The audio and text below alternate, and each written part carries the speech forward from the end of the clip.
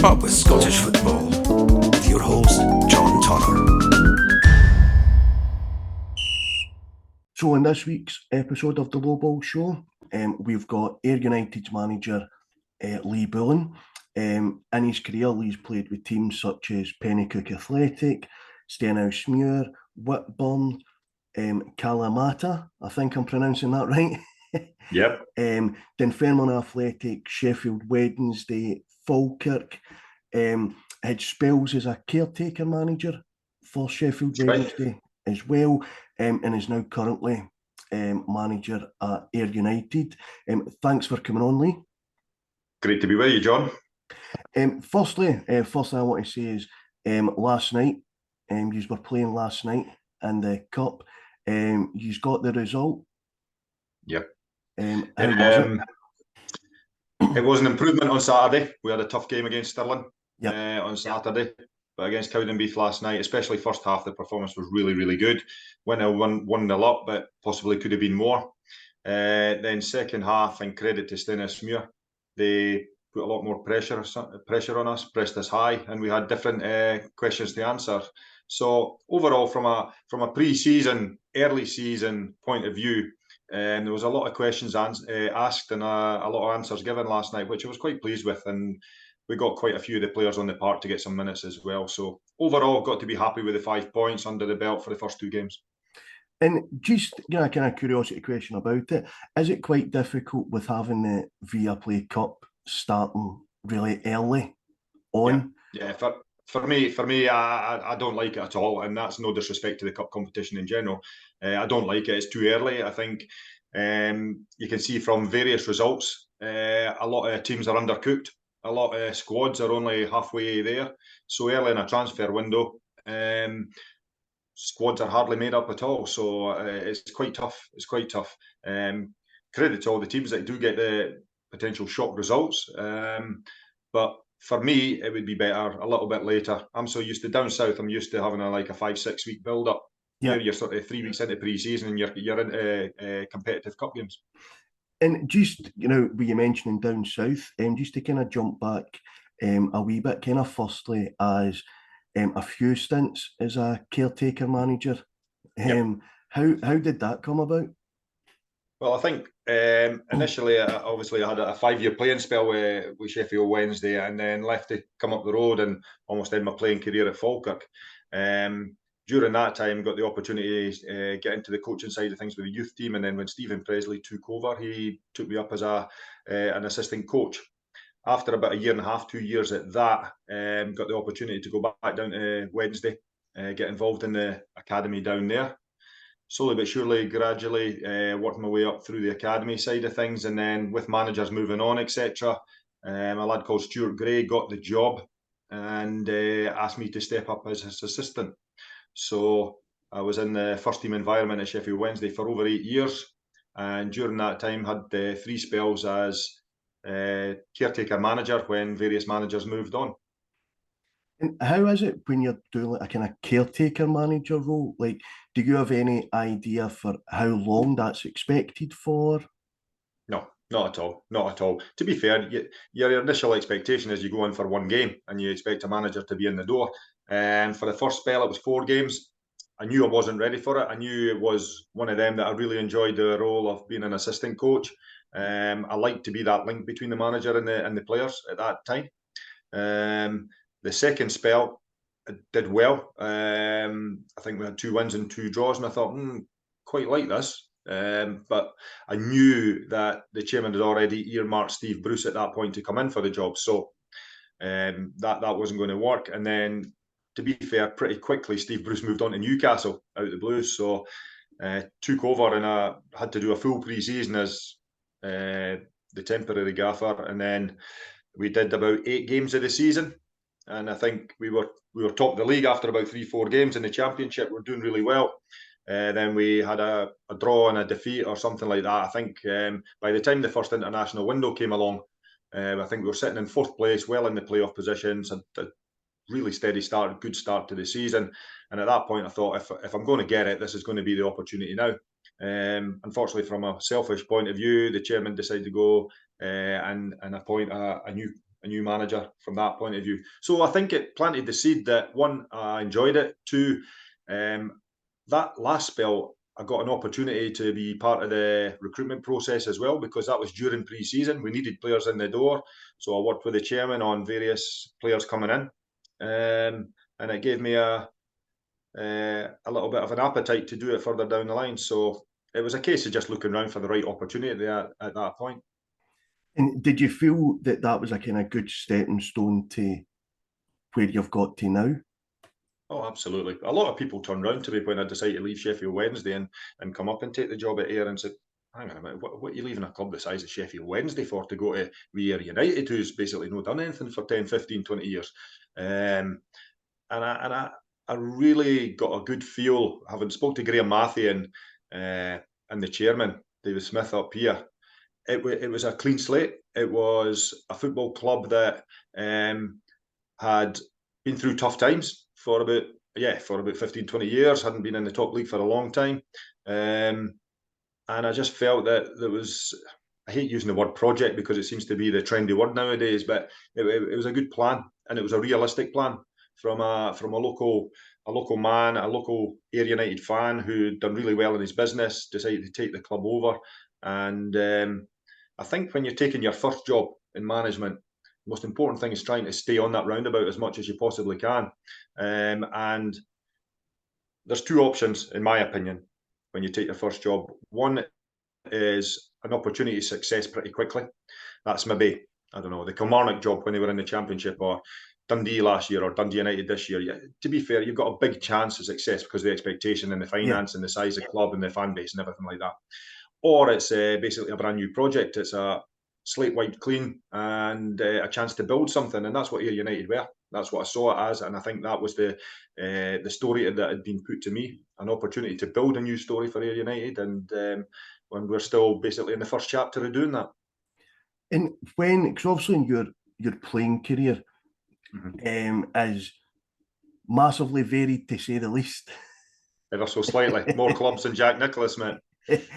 But when you look at, some of the kind of clubs that are in there, you did play with clubs throughout Scotland, other clubs as well, but throughout Scotland. So you had an idea of what you were coming into, the kind of, now the way that Scottish football is and the environment round about. Was that, would you say that prepared you well for coming in? My eyes were wide open when I came into Ayr United. I knew exactly where everything was. The chairman and Graham were very, very open and honest in relation to where the club was at that point. They've made massive strides off the park as well as on it. So there was no fear for me. I'd played at various clubs where facilities were short, and having played at, as you say, Stennismuir and Dunfermline at the time, never had their own training grounds, so we were flipping here, there and everywhere, that type of thing. And Falkirk, luckily enough, had a training base at that time at Stirling University, which was fantastic. But coming into Ayr United, where initially there was no GPS used, there was no gym facility, there was no solid place to train. They were flipping about from park to park all over Ayr. So again, that actually excited me to try and put things in place along with the chairman and along with Graham to try and build foundations of the football club going forward. And just to kind of take a wee step back within your career, because I feel the need to kind of ask, when you had moved abroad to play, how did that come about? Was it a phone call? Was it somebody you knew? So the general story is, so I played youth football at Hutchison Vale in Edinburgh, and we were successful there, really, really good. Went on, signed about 18-year-old, signed with Pennycook Juniors. So as anybody will know, having been around the junior ranks, especially down here in Ayrshire, I mean, that is a potential school of hard knocks for any young footballer coming up. Good ex-pros in there, real tough, vicious sort of environment to play your football in. So I grew up very quickly over a couple of years, and I got a move to Meadowbank Thistle, about 19-year-old, under Terry Christie, and was there for about a year and a half. Started well, and then sort of drifted out of the team. got another move to Stenhousemuir at the time. Again, started well and drifted out the team. And I was sort of honest with myself that I just felt when I went to Whitburn from Stenhousemuir, I just felt my opportunities of playing full-time football, never mind part-time football in Scotland, had probably gone. I was about 20, 21 year old at the time. And I just felt, I failed a couple of times in the league. So that was probably me gone. I did really well at junior football, both at Pennycook and Whitburn, but maybe question myself, is that my level? Then a mate of mine, his old man played with a lad who had gone out to play in Australia and is now a coach in Australia. And the two of us were a little bit disillusioned. I was working part-time I was working at the Alliance and Leicester Building Society. I was playing part-time with Whitburn. Just a little bit disillusioned with everything. And I just felt, you know what, I'm going to buy a round the world ticket. I'm going to go over to Australia and we're going to get a kick about in a game of football over there with a team that played one below the National League in Australia. It was sort of Sydney State League. And it was a guy called Joe Watson, ex-Scotsman, that actually played against Scotland in a World Cup qualifier when Frank McAvenny scored the winning goal against them in a playoff to get to the World Cup. I can't remember which one it was, but Joe Watson was a coach there and he invited us over. He says, listen lads, come over. I'll give you an opportunity to trial.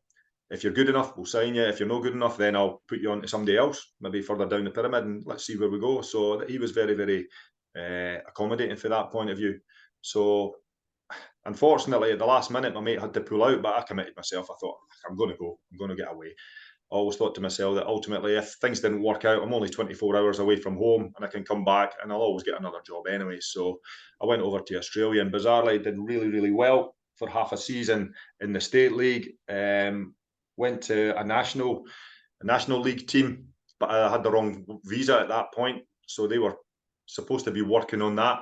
Then out the blue, an opportunity to go to Hong Kong come up from an agent who had seen me play. Had a British passport at the time. Hong Kong was still owned by the UK at the time, so I didn't need any work visa. So I jumped on a plane, went to Hong Kong, played there for 5 years. Obviously, the biggest story for me is playing against England before Euro 96 in Gaza in the dentist chair. So I played in that game against them and was in the same nightclub as Gaza in the dentist chair that evening. So, and then 3 weeks later, I was at Wembley watching Scotland against England in the Euro 96 as well. So not many people. That's a decent quiz question, to be honest with you. So, and just to then kind of touch on that, how was that, like that game and then that club and that night as well? So again, I was just some wee guy from Pennycook that had failed twice in Scottish football, and now I'm playing against the national team of England in Hong Kong in sweltering heat. The game was brilliant. I mean, listen, everybody it was just our league club with 2 or 3 invite players that came over to play, and everybody expected us to lose, I don't know, 7-8, 9-0. But it was a 1-0. 1-0. We played really, really well. I had an opportunity 1v1 against Seaman. She just dived the wrong way and saved it with his shin, which would have been brilliant. I was a striker at the time. But Les Ferdinand got the goal, which beat us 1-0. So there was a lot of negative headlines for England, but a lot of positive headlines for us as a team and me as an individual, especially being a Scotsman playing against England. I think we got some pretty good headlines back home. So that was nice to make my mum and dad proud on that one.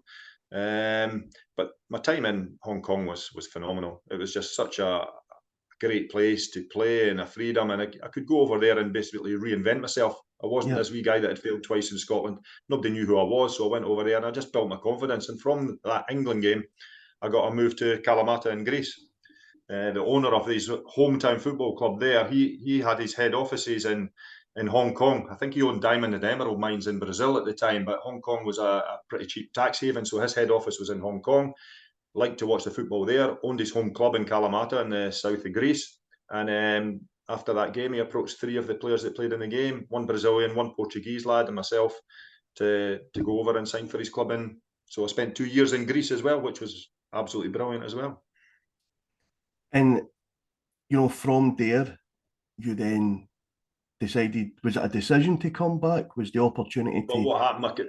So I signed for the team in Greece in January. So it was half a season. I signed a 2-year contract. So I signed for half the season, had a full season, and then my contract ran out in January.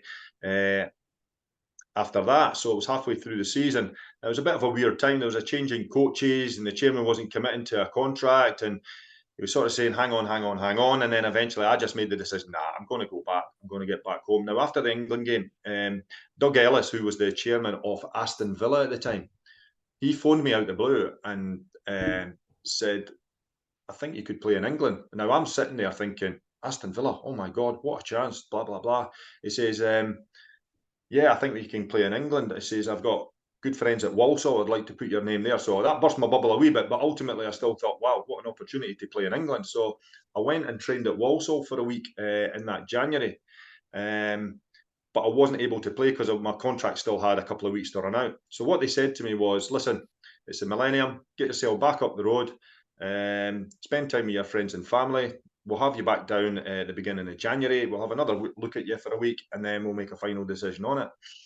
So in that short spell that I was back up the road, my agent at the time, a lad called Blair Morgan, who was on the board at Dunfermline at the time, Jimmy Calderwood had just taken over with Jimmy Nicholl at Dunfermline.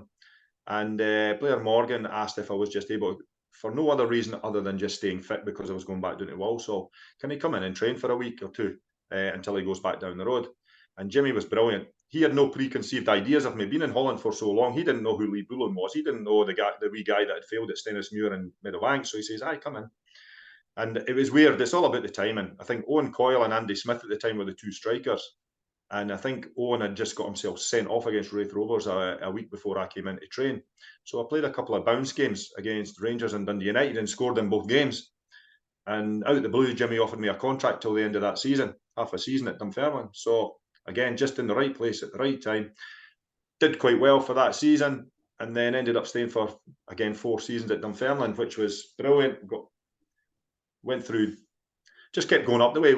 Got promoted out of the First Division at that time into the Premier League, survived, finished top 6, and then in my last season there, we got the Scottish Cup final, finished in the top 4, and qualified for Europe. So such a successful period for me to be part of that group of players that were brilliant at Dunfermline, and being part of the two Jimmys era at Dunfermline was absolutely fantastic.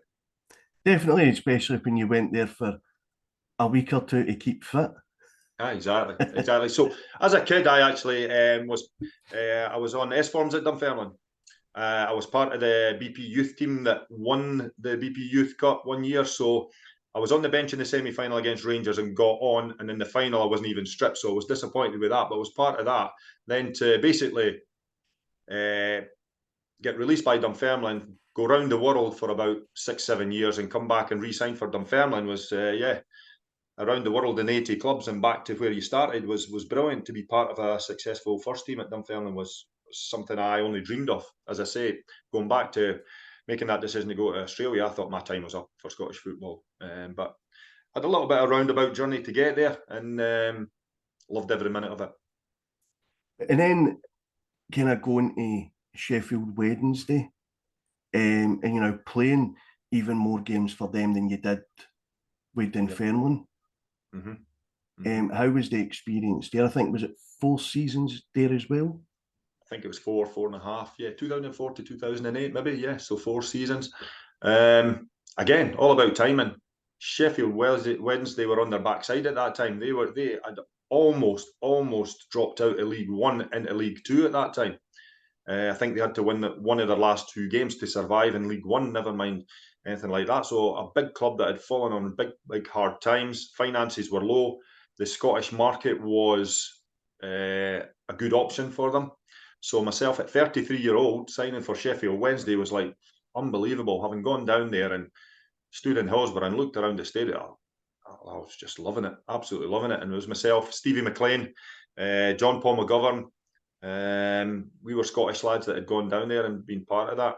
And bizarrely, so I signed. So the manager at the time, Chris Turner, had moved out, I think, 14 players and brought in 12 new players. So we were a new team. We started the season up and down. And within 9 games, Chris had lost his job and Paul Sturrock came in. And in that 9 games, there was a lad called Chris Marsden, who had been brought in as the old head to lead the team, be the captain. And he basically tore his hamstring to a point where he was at an age where he wasn't going to come back from it. So Paul Sturrock come in and made me captain. So yeah, 9 games into the season, unfortunately, Chris Turner lost his job. Paul Sturrock comes in, and for me, Paul Sturrock was always a footballing legend in Scotland. So I'm growing up in that new firm, Aberdeen Dundee United, with Jim McLean and Alex Ferguson and everything like that. So wonderful, wonderful player and team. One of the most honest coaches I've ever met, and sometimes honesty is tough to take for a player, but he was certainly up front, and he worked with John Blackley as well, who was certainly very, very uncompromising, shall I say, when it came to the training field and the demands that he put on people. But I learned so much from the two of them. It was great to be part of that team, and we ultimately, I captained the team to promotion via the playoffs at Cardiff at the end of that season. So that's my proudest moment as a player in football, to do that as captain, and having 45,000 Sheffield Wednesday fans at the Millennium Stadium in Cardiff was amazing. And that's one of the things I was going to say for where we were talking earlier about you travelling around trying to kind of reinvent, to then come back and do that.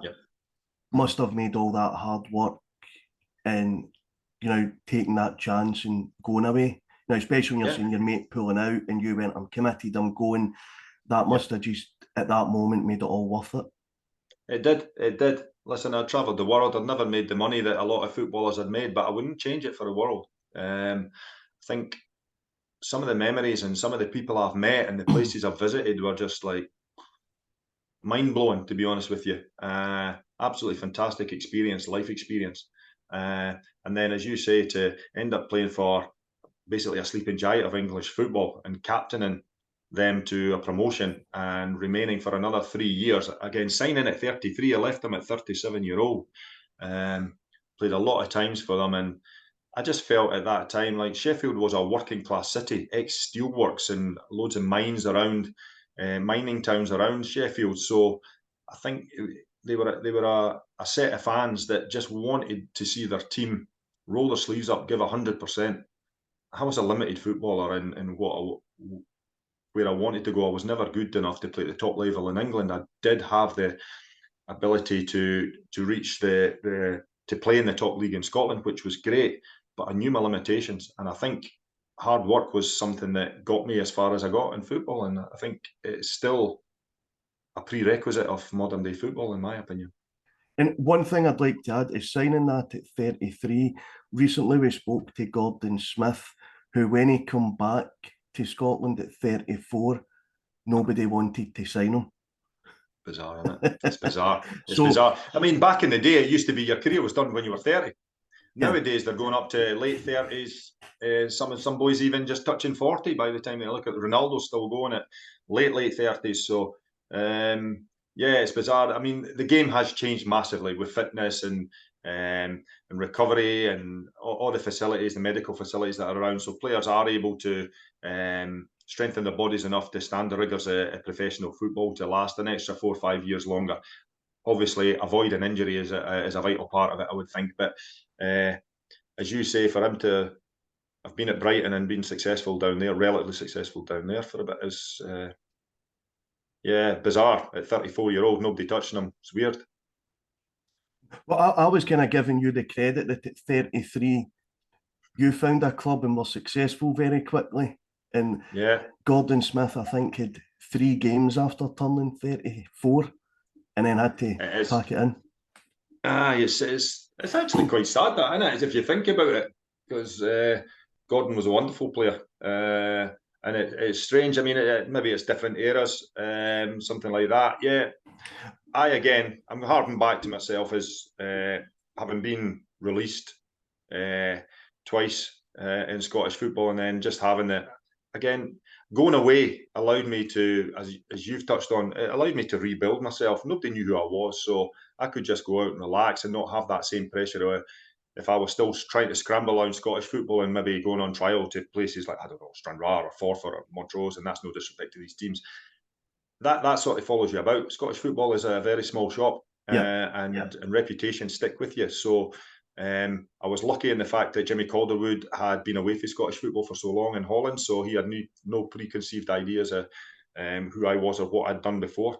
It's yeah, listen, football, you have to work hard, but you deserve a little bit of luck now and again to get where you need to get.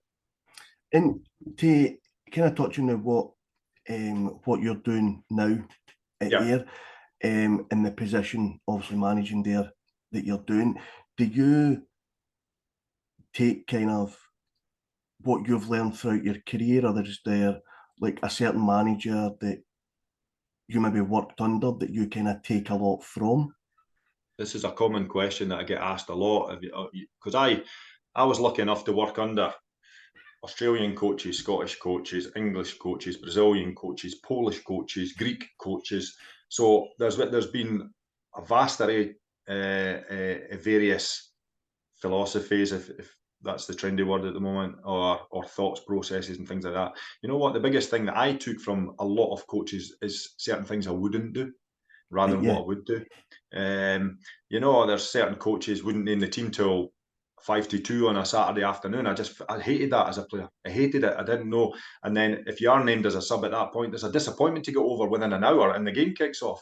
So if I was dropped for a game, I would rather have known. Some coaches would just name the team and the subs, and then you suddenly find out, oh, I'm not even in the squad, and that's tough for a player, in my opinion. So just certain things like that, and there's certain maybe training sessions that I just didn't like, so I wouldn't do them now. So it was more about things I wouldn't do rather than what I have taken. Yeah, you still do pick up certain things from watching television at the moment and coaches you've worked for, but it was more about the things that I felt I wouldn't do.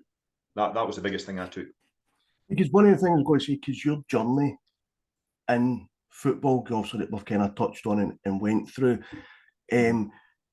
surely that would be enough to kind of use, the experiences as the kind of platform for, kind of dealing with kind of younger players and the kind of training aspect and what you've been through and what you've, because as you say, you had to leave, you felt, to kind of reinvent yourself and then come back and were really successful.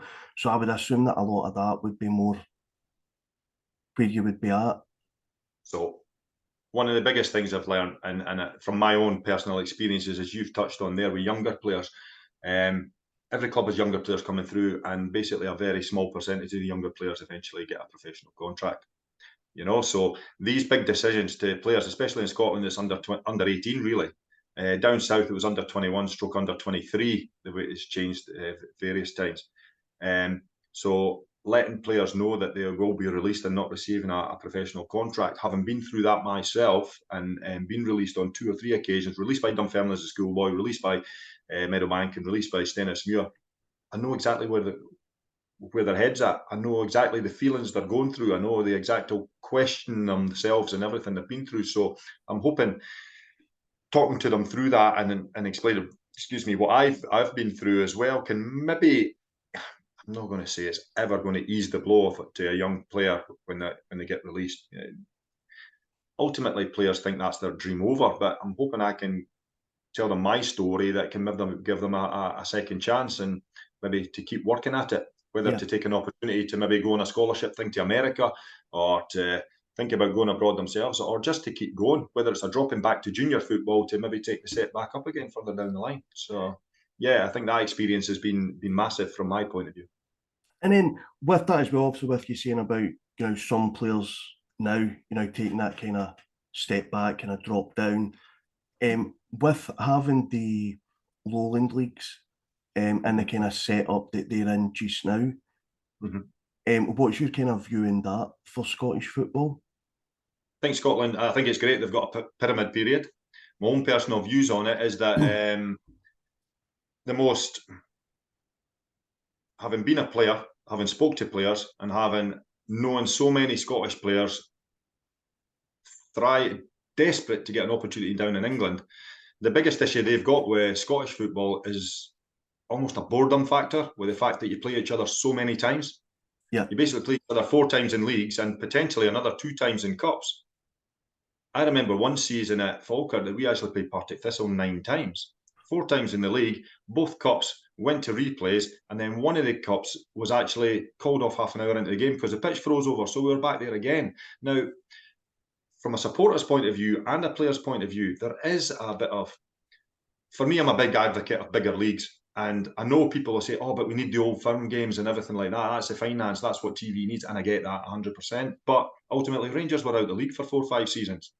And the league continued on without having Glasgow Rangers in the team, in the league, and working their way up. So the Premier League can handle that. I genuinely believe, like, I don't know, 2 leagues of 16/18, and then a north-south, because the biggest expense to any of the smaller clubs like a Stranraer or an Annan or a Peterhead or something is travelling expenses. Yeah. Buses.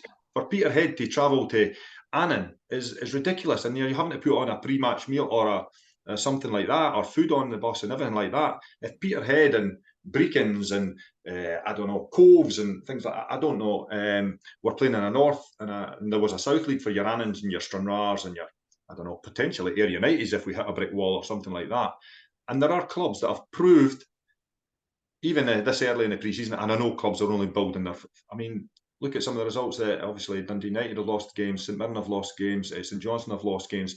There are clubs in the Championship that could fight their own corners in the Premier League, definitely. And I also think if there was a bigger league, 16/18 or whatever like that, I think it would encourage more clubs to play younger Scottish players. At the moment, it's so cutthroat that you lose 2 games and then 1, a manager's job's on the line, or 2, you're basically down in a relegation area. We're in a 10-team league, and if you lose a couple of games, you're looking over your shoulder. You win a couple of games, you suddenly, the fans' expectations through the roof. Yeah. If it's a 18 league, then again, that's me on my soapbox, I suppose. So I've listened to Davy Martindale say similar things, and I'm singing from the same hymn sheet. I've got to be honest with you. And you know, it's interesting you saying that as well in regards to the results, because when you look at the Championship at the end of last season, I think going into the last game, every team bar one had something to play for if different results went certain ways. Absolutely. Now, bigger leagues would maybe cut that excitement down, people will say. But I'm telling you now, sometimes a season where you're not flirting with relegation and steady away, again, it allows teams to play younger players. Now, people will say, oh, we've only got Rangers or Celtic coming to, I don't know, Tynecastle once a season. Well, I'll tell you what, I bet they're sellouts that one game. Yeah. If Hibs are only coming to Tynecastle once that season, that's a sellout straight away. I know they're almost sellouts anyway. If Celtic's only going to Rangers and Rangers only going to Celtic once, or Rangers is only going up to Aberdeen once, they're sellouts. The other side of it is Rangers and Celtic basically win virtually every game. So you can basically write off, 24 points. I know they'll lose the odd game. The gap between the top 2 and the rest of the league is massive. So if that cuts down from losing 24 points to 12 points, and then they do lose the odd game here and there, an Aberdeen or a Hearts or a Hibs will jump out the pack one of these times and might even get close to splitting them. I don't know. They shouldn't get anywhere near it when you're looking at the financial side of it, but I would certainly cut that gap down a lot more.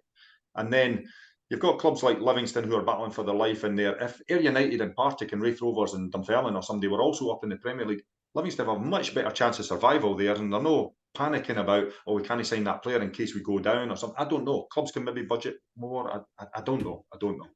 So, listen, that's me.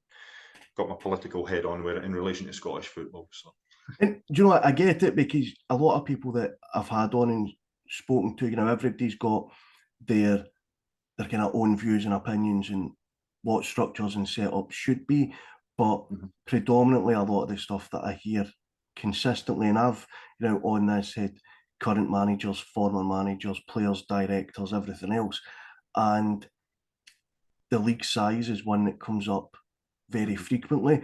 But and very quickly, interesting conversation with Gordon Smith, because obviously he was at the SFA, and he had advised to put a proposal together in regards to North and South. But the way the SFA works is it has to go to a board that only meet once a month. So the actual setup there was frightening to kind of find out about. Yeah. No, again, is it old-fashioned?